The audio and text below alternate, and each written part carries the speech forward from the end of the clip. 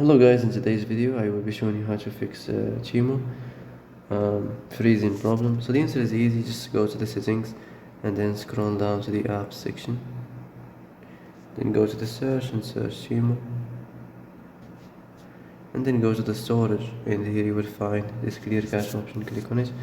Now you can go check it if it worked, and if it didn't you can try to restart your phone or turn the Wi-Fi off and on, or the Bluetooth or the airplane mode. Also you can try to clear data, but be careful. If you clear data, all these applications data will be deleted. This includes all files, the settings, the accounts, the databases, etc. So be careful if you want to clear your data.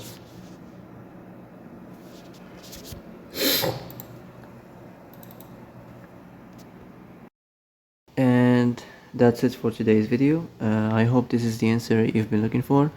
If you like this video, don't forget to like and subscribe, and see you in the next video. Thanks for watching.